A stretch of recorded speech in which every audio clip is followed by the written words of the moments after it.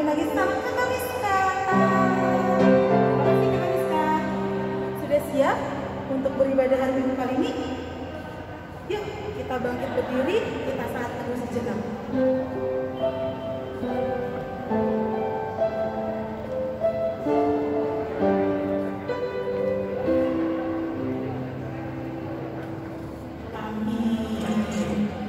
Masih tetap berdiri adik-adik, kita angkat lagu pujian kita yang pertama. Jadi seperti anak kecil.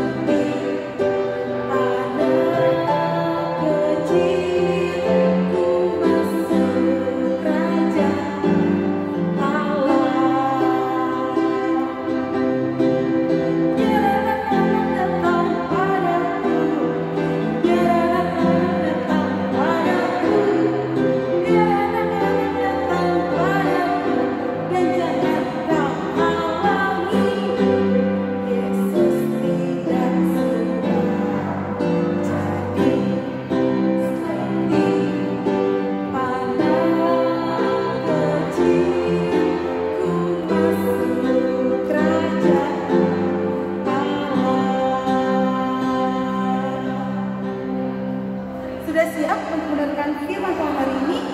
Yuk kita siapkan Alkitabnya. Kita akan mendengarkan cerita firman Tuhan pada hari Minggu kali ini. Nah, adik-adik kita sudah bernyanyi.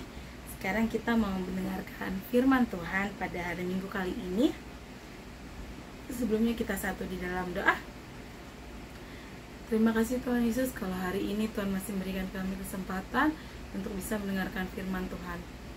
Kiranya Tuhan Yesus masuk hadir ke dalam hati kami masing-masing supaya kami dapat mengerti maksud dan firman Tuhan dan kami dapat menerapkannya dalam kehidupan kami masing-masing setiap hari. Terima kasih Tuhan Yesus, berbicara Tuhan, kami siap mendengarkan. Amin. Nah, adik-adik, firman Tuhan hari ini diambil dari 2 Raja-Raja 4 ayat 30 sampai 37. 2 Raja-Raja 4 ayat 30 sampai 37. Kita baca sama-sama ya. 3, 2, 1. 2 Raja-Raja 4 ayat 30 sampai 37. Tetapi berkatalah ibu anak itu, demi Tuhan yang hidup dan demi hidupmu sendiri, sesungguhnya aku tidak akan meninggalkan engkau. Lalu bangunlah Elisa dan berjalan mengikuti perempuan itu. Adapun Gehazi telah berjalan mendahului mereka dan telah menaruh tongkat di atas anak itu. Tetapi tidak ada suara dan tidak ada tanda hidup. Lalu kembalilah ia menemui Elisa serta memberitahukan kepadanya, katanya, anak itu tidak bangun. Dan ketika Elisa masuk ke rumah, ternyata anak itu sudah mati dan terbaring di atas tempat tidurnya. Sesudah ia masuk, ditutup nyala pintu, sehingga ia sendiri dengan anak itu di dalam kamar. Kemudian berdoalah ia kepada Tuhan. Lalu ia membaringkan diri di atas anak itu dan dengan mulutnya di atas mulut anak itu dan matanya di atas mata anak itu serta telapak tangannya di atas telapak tangan anak itu. Dan karena ia meniarap di atas anak itu, maka menjadi panaslah badan anak itu. Sesudah itu ia berdiri kembali dan berjalan dalam rumah itu, sekali ke sana dan sekali ke sini. Kemudian meniarap pulalah ia di atas anak itu, maka bersinlah anak itu sampai 7 kali, lalu membuka matanya. Kemudian Elisa memanggil Gehazi dan berkata, "Panggillah perempuan Sunem itu." Dipanggilnyalah dia, lalu datanglah ia kepadanya. Maka berkatalah Elisa, "Angkatlah anakmu ini." Masuklah perempuan itu, lalu tersungkur di depan kaki Elisa dan sujud menyembah dengan mukanya sampai ke tanah. Kemudian diangkatnyalah anaknya lalu keluar. Demikian firman Tuhan. Tema kita hari Minggu kali ini adalah bercerita tentang perempuan Sunem yang gigih. Kata yang bacain ya. Elisa adalah pengikut Elia. Pelayanannya dilanjutkan oleh Elisa. Dia adalah seorang abdi Allah yang diberikan kuasa teramat besar. Elisa berjalan bersama Tuhan dan dengan kuasanya ia melakukan mukjizat begitu banyak. Salah satunya melalui kehidupan seorang perempuan Sunem. Perempuan itu adalah seorang yang kaya raya yang tidak mempunyai anak dari umur suaminya tidak ada kemungkinan baginya untuk memiliki anak. Perempuan Sunem ini ramah dan memberi perhatian kepada abdi Allah, yaitu Elisa, dengan mengundang makan dan memberikan tumpangan kepada Elisa dan pembantunya Gehazi. Atas kuasa Allah, Nabi Elisa mengatakan bahwa perempuan itu akan mempunyai anak. Ternyata perkataan Elisa itu terbukti, namun bertahun-tahun setelah anaknya lahir, ternyata anak itu sakit dan akhirnya meninggal dunia. Di dalam 2 Raja-Raja 4 ayat 30-31 ini, kita bisa melihat bagaimana kerasnya usaha yang dilakukan perempuan Sunem itu untuk menghidupkan anaknya. Dengan menjumpai Nabi Elisa tanpa memperdulikan keamanannya sendiri, menempuh jalan yang cukup jauh antara Sunem dan Gunung Karmel yang berjarak 16-17 mil. Karena imannya, ia pergi kepada Nabi Elisa, abdi Allah, karena ia yakin Nabi Allah tersebut dapat menghidupkan anaknya tersebut. Segera sesudah bertemu dengan Elisa, Elisa berjalan mengikuti perempuan itu. Sebelumnya Elisa telah menyuruh pembantunya Gehazi berjalan mendahului mereka dan menyuruh Gehazi membawa tongkat Nabi Elisa lalu meletakkan tongkat tersebut di atas anak laki-laki yang sudah meninggal. Ternyata setelah tongkat itu diletakkan di atas tubuh anak laki-laki perempuan Sunem tersebut, tidak membawa hasil yang diharapkan. Sudah masuk ke rumah perempuan itu dan masuk ke kamar di mana anak itu dibaringkan ibunya, ditutupnyalah pintu sehingga ia sendiri dengan anak itu di dalam kamar. Kemudian Elisa berdoa kepada Tuhan. Sebenarnya Elisa berada di dalam situasi yang sulit. Anak yang Allah janjikan kepada perempuan itu melalui Elisa sudah mati tanpa ada sedikit pun tanda-tanda kesembuhan, bahkan setelah Gehazi melakukan apa yang Elisa katakan. Namun demikian Elisa tidak kehilangan kepercayaannya kepada Tuhan. Ia tetap berdoa kepada Tuhan, satu-satunya yang sanggup memberi jawaban. Ternyata Allah pun menjawab doanya. Ayat 34-35, lalu ia membaringkan dirinya di atas anak itu, dengan mulutnya di atas mulut anak itu dan matanya di atas mata anak itu, serta telapak tangannya di atas telapak tangan anak itu. Semua yang Elisa lakukan di dalam ayat di atas bukanlah sesuatu yang keluar dari pikirannya sendiri. Sebaliknya, semua tindakannya itu dilakukan berdasarkan perintah Allah. Hal ini jelas dari hasilnya. Anak itu pun disembuhkan dan Elisa membawa kembali kepada ibunya. Melihat kejadian tersebut, perempuan Sunem tersebut segera tersungkur di depan kaki Nabi Elisa. Demikian cerita hari ini. Cerita hari ini adalah cerita seorang usaha kegigihan, pengorbanan seorang ibu yang luar biasa untuk anaknya, anak yang sudah lama dia rindukan. Namun ketika dia sudah mendapatkan anak, ternyata anak ini tidak berumur panjang, tiba-tiba sakit lalu meninggal. Sebelum kita lanjutin, kita tonton video yang satu ini dulu ya.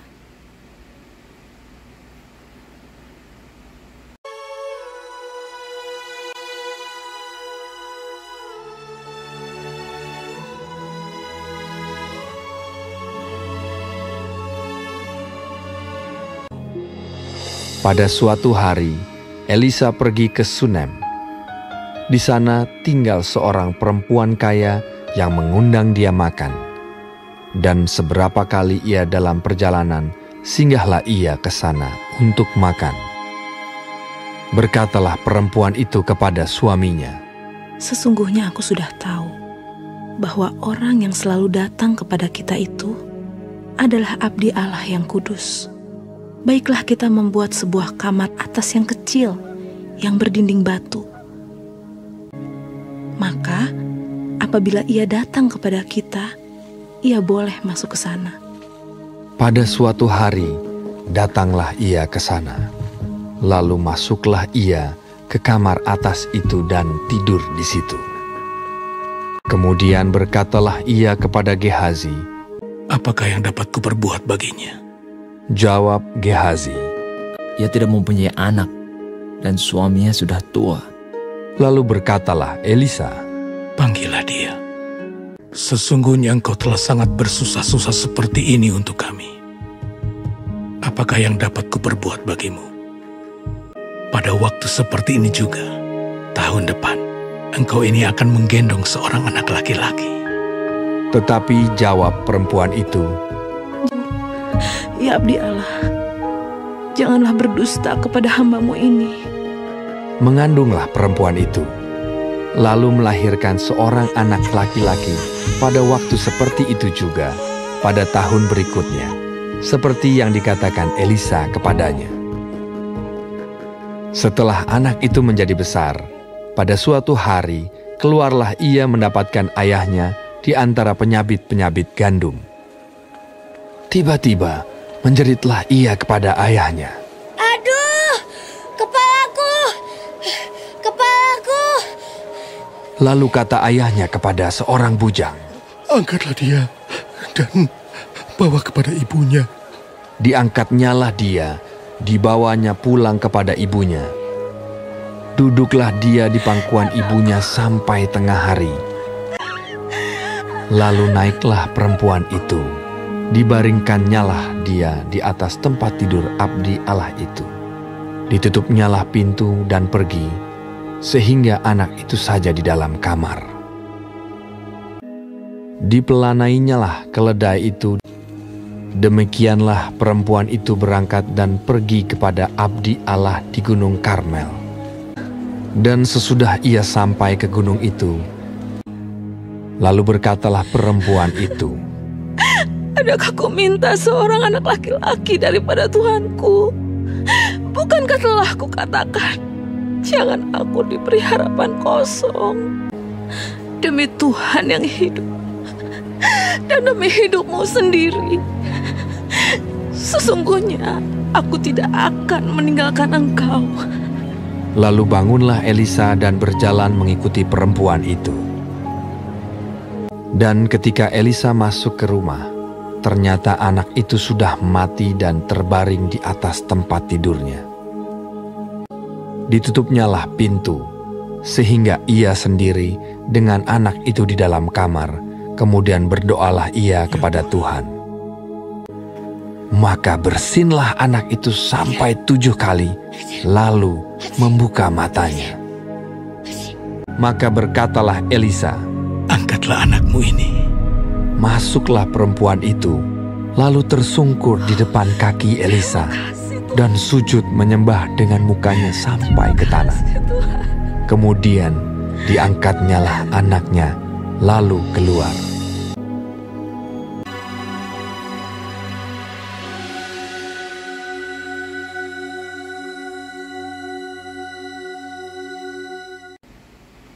Nah, adik-adik, kayak gitu kira-kira ilustrasi ceritanya seperti yang di video tadi. Seorang ibu yang sangat luar biasa, yang sangat sayang sama anaknya. Terus iman Elisa yang tidak hentinya untuk selalu berdoa memohon pertolongan Tuhan. Kayak gimana nih Tuhan, aku harus tolong perempuan ini yang sangat menyayangi anaknya. Dari cerita hari ini, Khoten mau kita belajar 3 hal. Yang pertama itu adalah kasih sayang seorang ibu yang sangat luar biasa kepada anaknya. Pastilah kita merasakan, kita sebagai anak pasti merasakan bagaimana kasih sayang orang tua kepada kita. Siapa di sini yang nggak sayang sama mama papanya? Ayo angkat tangan. Nggak ada ya. Semoga di orang Abraham semuanya sayang sama mama sama papa, karena mama papa kita sudah sangat-sangat luar biasa baik, berkorban demi kita, kerja dari pagi sampai malam, cari uang untuk kita bisa makan enak, kita bisa beli baju, kita beli sepatu, kita bisa beli buku, alat tulis, bisa ke sekolah, bisa punya seragam, bisa makan minum yang setiap hari mama papa sediakan, bisa minum susu. Semuanya itu adalah pengorbanan orang tua. Yang penting anaknya sehat, anaknya bahagia. Kita sebagai anak harus membalas itu dengan menjadi anak yang baik, anak yang manis, anak yang mau dengar-dengaran sama mama papa. Siapa di sini yang masih melawan sama mama papanya? Ayo angkat tangan. Semoga nggak ada ya di orang Abraham, semuanya baik-baik, sayang sama mama sama papanya. Dan harus mau membantu mama papa ketika disuruh tuh jangan nembak-nembak terus. Apa tuh maksudnya nembak-nembak? Ketika kita disuruh, tolong dong ambilin minum mama, tolong dong ambilin minum papa, tar. Mama papanya ditembak, tar. Kita harus sigap, harus ya seperti itulah hal-hal kecil yang bisa kita berikan sebagai balas budi kita pada orang tua. Padahal gak akan bisa deh terbalaskan segala pengorbanan mama papa kita, terutama mama kita yang sudah mengandung kita selama 9 bulan sampai melahirkan kita, bertaruh nyawa untuk melahirkan kita. Gak akan bisa terbalas, tapi kita harus tetap menjadi anak yang baik, anak yang manis, anak yang mau dengar-dengaran sama mama papa. Lalu yang kedua adalah lagi-lagi beriman kepada Tuhan. Elisa berdoa, dia sudah melakukan segala cara. Udah suruh pembantunya untuk, nih bawa nih tongkatku nih, coba taruh deh tongkatnya di sebelah anak itu, kali aja anak itu bisa bangun. Ternyata nggak bisa. Tapi di situ Elisa tidak menyerah, tidak putus asa, dia terus berdoa dengan sungguh-sungguh kepada Tuhan, sehingga akhirnya Tuhan pun turun tangan. Tuhan pun memakai Nabi Elisa, memberikan arahan kepada Nabi Elisa apa yang harus Nabi Elisa lakukan, sehingga Tuhan pun turun tangan, menyembuhkan, membangunkan kembali anak dari perempuan Sunem tersebut. Itu kita diingatkan kembali untuk selalu beriman kepada Tuhan. Lagi-lagi jangan pernah melupakan Tuhan, jangan pernah mengandalkan kekuatan kita sendiri, karena kita tidak bisa apa-apa adik-adik kalau bukan karena Tuhan Yesus yang ada beserta kita, yang ada sama kita. Baru kita bisa melakukan segala sesuatunya di dalam Tuhan. Dan yang ketiga adalah jangan pernah lupa berdoa. Di sini siapa yang suka lupa berdoa? Semoga nggak ada ya di orang Abraham. Semuanya rajin berdoa, rajin berserah, rajin meminta, memohon, mengucap syukur ketika sudah diberikan sama Tuhan. Gak lupa bilang terima kasih Tuhan Yesus. Gak pernah lupa untuk punya waktu sendiri untuk ngobrol, berbicara sama Tuhan, yaitu melalui doa. Tuhan senang ketika anak-anaknya mengingat Tuhan, mau datang sama Tuhan, mau mencari Tuhan. Dan ketika itu juga Tuhan berkenan memberikan apa yang kita mau, apa yang kita butuhkan. Gak selalu apa yang kita mau itu menurut Tuhan itu baik sama kita. Tuhan pasti memberikan yang terbaik buat kita. Amin adik-adik. Amin. Semoga firman hari ini bisa menjadi rema buat hidup adik-adik, bisa menjadi teladan kegigihan perempuan Sunem, iman dari perempuan Sunem, dan juga Nabi Elisa yang selalu mau berserah sama Tuhan, selalu mengandalkan Tuhan Yesus dalam segala hal. Nah, demikian juga untuk adik-adik orang Abraham, kiranya bisa mencontoh, meniru sifat sikap dari perempuan Sunem dan juga Nabi Elisa ini. Amin. Tugasnya adalah Kautan mau dong kalian bikin puisi. Udah lama ya nggak bikin puisi untuk mama, cinta untuk mama. Terserahlah, pokoknya kalian bikin puisi, jangan sampai mamanya tahu dulu kalian bikin puisi. Kalian bikin puisinya yang bagus, yang baik, mungkin isinya ucapan terima kasih atau doa, harapan kalian untuk mama kalian, untuk mama papa. Nanti di videoin atau di foto pas kalian menyerahkan itu kepada mama kalian atau papa atau orang tua kalian. Oke adik-adik, jangan lupa ditunggu videonya ya. Yuk kita tutup dalam doa. Terima kasih Tuhan Yesus yang baik, kalau hari ini kami masih bisa membaca firman Tuhan, dan terima kasih Tuhan sudah berbicara kepada kami. Kiranya kami dapat mencontoh sifat sikap dari perempuan Sunem dan juga Nabi Elisa yang selalu mengandalkan Tuhan dan mau dengar-dengaran. Kiranya Tuhan Yesus selalu memberkati kedua orang tua kami, berikan selalu kesehatan, umur panjang buat kedua orang tua kami ya Bapa. Bantu kami supaya kami bisa menjadi anak-anak yang baik, anak-anak yang manis, yang dapat menyenangkan hati kedua orang tua kami, bukan mendukakan hati orang tua kami. Karena kami tahu ketika kami membuat orang tua kami bahagia, sukacita, kami membuat Tuhan Yesus dan surga bersukacita juga. Ketika kami membuat sedih mama papa, kami membuat sedih Tuhan Yesus juga. Kami tidak mau melakukan itu Tuhan. Terima kasih Tuhan Yesus yang baik, ampuni segala dosa pelanggaran kami supaya kami layak di hadapan-Mu. Terpujilah nama-Mu Bapa kekal abadi sampai selama-lamanya. Haleluya, puji Tuhan. Amin. Amin adik-adik. Yuk kita mau kumpulin persembahannya. Jangan lupa ya. Nah, kita sudah dengarkan firman hari ini, dan tiba sekarang kita akan mengumpulkan persembahan. Persembahan bisa diberikan langsung di transfer ke rekening gereja atau dimasukkan ke dalam amplop dan diberikan kepada citizen sektor masing-masing. Bilang sama bapaknya ya adik-adik, ya terima kasih persembahan. Sekarang kita akan tutup firman Tuhan hari ini, ibadah kita hari ini kali ini. Sambil mengumpulkan persembahan, kita angkat lagu pujian Kasih Itu Memaafkan.